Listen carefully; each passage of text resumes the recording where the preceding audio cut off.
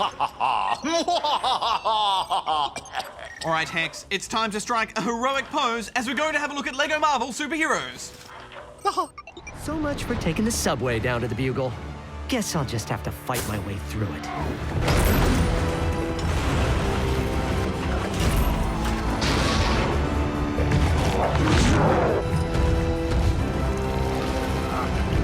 Good plan. Spider-Man! The evil mastermind Dr. Doom has enlisted the help of a league of supervillains to help him build a Doom Ray. Bad guy and dark minion I could find to help assemble Dr. Doom's Doom Ray of Doom. The cutscenes look great and they're packed with plenty of humour, but they're mostly just an excuse to throw all of our favourite Marvel heroes and villains together and play out the random team-ups comic fans dream about. For example, who'd win if Hulk and Iron Man teamed up against Sandman? I think I'll give you a hand or two. It's up to Nick Fury to gather the world's heroes against Dr. Doom. This means we get to use the SHIELD helicarrier as a flying base between missions. And when you're ready to play the next level, you simply jump off and skydive down into New York City. Those skydives are so fun, aren't they? I was fanning out at this game almost every few minutes. It's packed with so many brilliant touches like that, such as this level where I'm fighting frost giants in Asgard. Just getting to be in Asgard is cool alone, but I'm there as Thor, Captain America, the Human Torch, and Wolverine. Just awesome. And when I was fighting Loki, he duplicated himself, which, as you know, is a handy power he has. But then Wolverine was like, and used his super sense of smell to sniff the real Loki out. Oh, and I can't forget Iceman. He's so cool. He can fly on these ice slides. Oh, it's just like in the comics that I used to read when I was Oh dear, I do believe Barjo has slipped into a fanboy coma. It happens to the best of us. What should we do, Darren? Nothing, Hex. It's a fragile mental state that's best left alone for a few minutes. He'll come to. Well, I hope so. Darren, we've been playing these LEGO games for almost a decade, and the format's always been pretty much the same. Beat up some goons, then smash some blocks, and build them into something to get to the next section. It's a solid formula, but I've always been a little bit frustrated by how simple the combat's been, so I was so happy to see a lot more moves being used in this game. Affirmative. The different heroes have some quite unique combat styles. Bigger characters like the Hulk and the Thing can smash the ground so hard it makes mini earthquakes. Plus they can hurl blocks at enemies. And there are lots of ranged characters like Cyclops that can use lasers to cut through enemies and walls.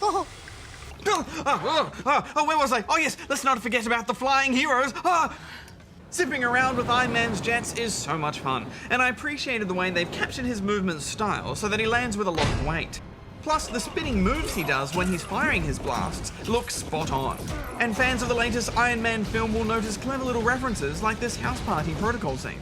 Speaking of flying heroes, I love the way they react when you slip off a platform. Brilliant. It should just be a rule from now on that any flying video game characters should be able to save themselves if they fall from a great height. Yes, agreed. And I like the way that they put the creator of Marvel Comics, Stan Lee, in all of the levels. He has a little cameo everywhere, just like in the movies. Thanks. I was nearly toast. Burnt toast. Now, I think a robot's efficiency is needed to assess the game's puzzles. I appreciate that these LEGO games are aimed at gamers of all ages, so they can't be too difficult, but some of the puzzles are so simple they sent my CPU into sleep mode. Like this one, where you have to build a handful of things just to make a tiny ramp, which is pointless when you're controlling heroes that could just fly or leap over the ramp anyway. There's just no logic to it. Yeah, that was a bit silly. I also have really mixed feelings about the boss fights. Take Juggernaut, for example. Being able to use Jean Grey's mind powers against him is so cool when you're snatching blocks out of the air. But then later when he's defenseless, there's nothing you can do to damage him except figure out exactly what the game wants you to do. I mean, when you have a whole team of heroes with different abilities, it'd be nice if there was also a few different ways to beat the bosses. I think the game is at its best during the combat. You normally have a few heroes to flick between, so there's loads of variety.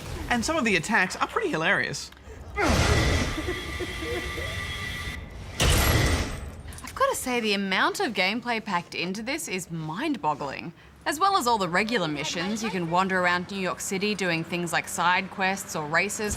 And of course, there are plenty of sections in the levels that are built for you to come back to later when you've unlocked the right character to perform a specific action. Being a big superhero fan, I had a great time with this, and I'm so happy the combat is a bit better. I'm giving it 8.5 out of 10 rubber chickens. Yeah, I had a good time with it too. I just wish there were those multiple solutions given the range of powers you have. I'm giving it 7.5.